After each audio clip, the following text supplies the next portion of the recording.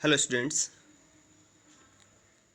today we are going to study history, chapter first, the French Revolution, and today's topic is the reign of terror.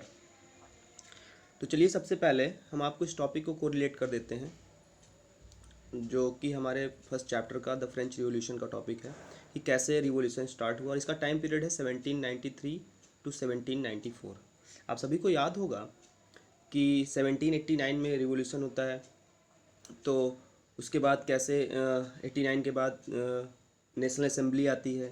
1991 92 तक कैसे national assembly अपने आप को power मिलाती है। King Louis 16 को execute किया जाता है।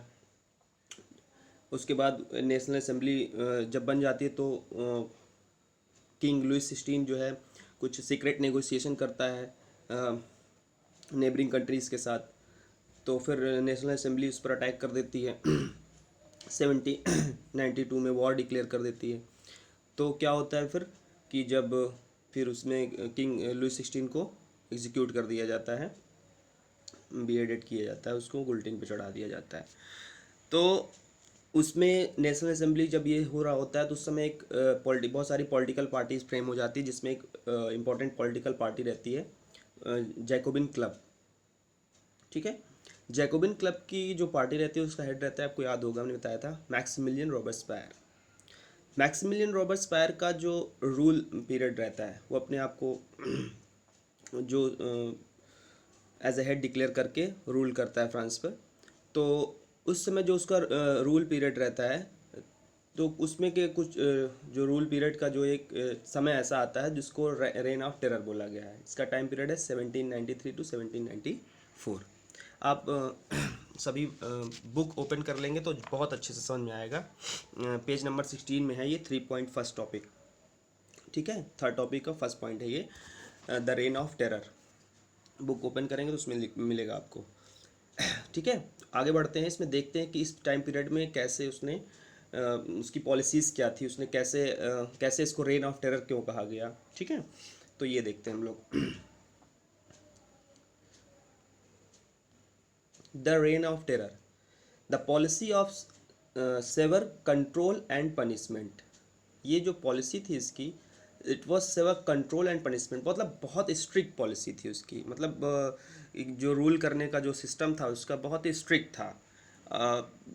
पनिशमेंट मतलब कोई भी जिसको भी दोषी पाया जाता था, जिसको भी गिल्टी पाता था उसको पनिशमेंट दे देता था। पनिशमेंट बहुत हार्ड होती थी, सीधे कोर्ट के द्वारा गुलटिन पे चढ़ा दिया जाता था। तो ये जो टाइम पीरियड था उसका, इस समय उसकी जो पॉलिसी थी that was very hard, very strict. Okay, in this time all those whom he saw being enemies of the republic, मतलब इसके जो रिपब्लिक का मतलब जैसे इस समय रिपब्लिकन फॉर्म ऑफ गवर्नमेंट थी ना, मोनार्की को एबॉलिश करके रिपब्लिकन फॉर्म ऑफ गवर्नमेंट बन गई थी। तो रिपब्लिक का जो इस गवर्नमेंट का जो अगेंस्ट रहता था या उसके जो उसको फील होता था कि उसकी पार्टी के खिलाफ बोलने वाले लोग हैं, जैसे वो नॉबल्स हुए या क्लर्जी हुए या members of other political parties, जो अदर पॉलिटिकल पार्टीज़ के मेंबर थे वो लोग, even of his own party members, arrested, imprison and then tried by a revolutionary tribunal.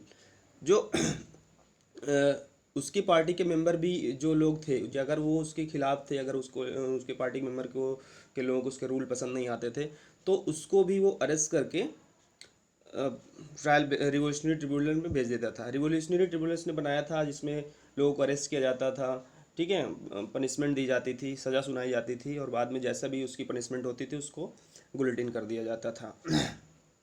If the court found them guilty they were guillotine. तो इसमें आप देख सकते हैं कि जो नॉबल्स लोग थे, क्लर्जी थे, मेंबर्स ऑफ अदर पॉलिटी, मतलब इतनी ज़्यादा इसके स्ट्रिक्ट पॉलिसीज़ थी कि इसमें सबको ये पनिशमेंट देता था जैसे गिल्टी पाने पर कोर्ट के द्वारा। ठीक है, तो इसमें आप देख सकते हैं कि रेन ऑफ टेरर का मतलब क्या है यहाँ पर। This time period when Robespierre ruled over the committee of public safety is known as the reign of terror. ठीक है, during this time anyone who was suspected of being loyal to the king of trying to stop the revolution from happening was put on trial and killed. मतलब इस समय अगर जो लोग उसके party के मतलब अगेंस्ट होते थे, जो उसके खिलाफ होते थे, जिसको पसंद नहीं था, उनको भी वो पनिशमेंट देता था। मतलब उनको भी वो कोर्ट के द्वारा जो भी उसको गिल्टी होती थी, जो भी पनिशमेंट होती थी उसको मिलने के बाद उसको गुलेटिन कर दिया जाता था। अब ये सबसे इंपॉर्टेंट चीज़ यहाँ पर, ये गुलेटिन क्या है, आप लोग बार बार सुन रहे हैं गुलेटिन। गुलेटिन क्या है, गुलेटिन के बारे में आप लोग बुक में देख सकते हैं, मैं आपको बता रहा हूँ, मैं आपको दिखा देता हूँ गुलेटिन क्या है।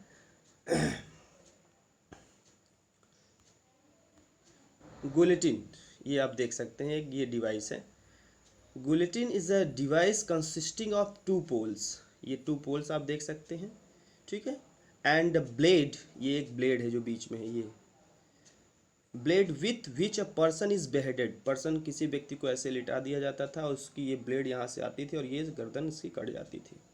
गुलेटिन एक ये ऐसी डिवाइस थी जिसमें उसके बेडेड किया जाता था किसी व्यक्ति को, जो पनिशमेंट जिसको मिलती थी, जो गिल्टी पाया जाता था। It was named after the doctor guillotine, मतलब डॉक्टर गुलेटिन ने इसको इन्वेंशन किया था इसका, इसलिए इसका नाम गुलेटिन पड़ा, ठीक है। It was a device to execute people. Reign of terror जो टॉपिक है, ये आपको बहुत इंपॉर्टेंट टॉपिक है, ये इससे डायरेक्ट क्वेश्चन पूछे जाते हैं, इसलिए आपको इसको ध्यान से पढ़िएगा, इसमें डायरेक्ट क्वेश्चन आते हैं इस टॉपिक से, ठीक है। तो गुलेटिन समझ में आया, चलिए देखते हैं आगे। अब हम लोग ये देखते हैं कि रॉबर्ट्सबर्ग के जो रेन ऑफ टेरर था, इसमें उसकी क्या पॉलिसीज़ थी, कैसे उसने चेंजेस लाए। पॉलिसीज़ तो हमने देखी अभी कि बहुत स्ट्रिक्ट रूल था उसका, कोई भी गिल्टी होता था उसको सीधे पनिशमेंट हो जाती थी, सीधे गुलेटिन पर चढ़ा दिया जाता था। तो अब इसकी कुछ उसने इस टाइम पीरियड में उसने बहुत सारे चेंजेस भी लाए अपने रूल में। क्या क्या चेंजेस थे? रॉबर्ट्स maximum ceiling on wages and prices meat and bread were ration. तो means Robespierre government issued laws, मतलब कुछ ऐसे लॉ बनाए उसने, issue law placing in maximum ceiling on wages and prices, मतलब कुछ भी बहुत सारी चीज़ें से गुड्स थे उनके वेजेस, मतलब उनकी प्राइसेस को फिक्स कर दिया गया उनको, मतलब कि ये कोई भी सामान है उसको इतने ही प्राइस पर मिलेगा। Meat and bread were ration, meat and bread were ration, मतलब मीट और ब्रेड ये सब राशन की दुकान में मिलेंगे, ठीक है, कहीं भी नहीं मिलेगा, मतलब सबको इक्वलिटी, मतलब ये कुल मिला के इसने इक्वलिटी लाने की कोशिश की, जिससे कि इक्वलिटी आ जाए। इक्वलिटी लाने का मतलब ये है कि एक्सक्यूज मी, वो किसी को एक प्रकार से देखा जाए तो आगे नहीं बढ़ने देना चाह रहा था, सबको इक्वल रख रहा था। Force selling of food grains, promotion of equality bread. Force selling of food grains का मतलब यहाँ पर ये है कि बहुत सारे जो फार्मर्स थे या पीजेंट्स थे, उनको फोर्स किया जाता था कि वो लोग अपने जो फूड ग्रेन्स है उसको सिटी की तरफ अपना सेल करें, ठीक है। तो उनको फोर्स किया जाता सेल करने के लिए, मतलब वो बेचें, अपना रखें नहीं, स्टोर नहीं करें। And promotion of equality bread, equality bread का प्रमोशन भी किया जाता था। इक्वालिटी ब्रेड मतलब जैसे कि हम बता देंगे आपको, the use of more expensive white floor was forbidden, जैसे कि मैदा होता है जो एक्सपेंसिव फ्लोर होता है उसको, उस पर रोक लगा दी उसने, और जो एक क्वालिटी बेस्ड सामान्य जो आटा था उसको सबके लिए, सबके यूज़ के लिए लगा दिया। इसको वहाँ पर पेन द इगलिट बोला जाता था, आप अपनी बुक में देख सकते हैं लिखा होगा, ठीक है। इसको इक्वालिटी ब्रेड बोला जाता था। A loaf made of whole wheat, ठीक है, उसको प्रमोट किया उसने इक्वालिटी ब्रेड को, जिससे सबके लिए होगा, चाहे वो रिच पर्सन हो या पुअर हो या मीडियम हो, कोई भी, सबके लिए वो इक्वल रहेगा, ठीक है। And instead of traditional monsieur, sir, madam, मतलब जैसे कि जो ट्रेडिशन होता है सर और मैडम बोलने का, सर जैसे मेल को बोला जाता है, मैडम फीमेल को बोला जाता है, तो इसकी जगह उसने सिटोयन मेल के लिए और सिटोयन फीमेल के लिए ये वर्ड यूज़ किया, मतलब इक्वलिटी लाने के लिए इसने सर और मैडम को हटा दिया और इसके लिए इसने सिटोयन और सिटोयनिक जैसे वर्ड का यूज़ किया, ठीक है।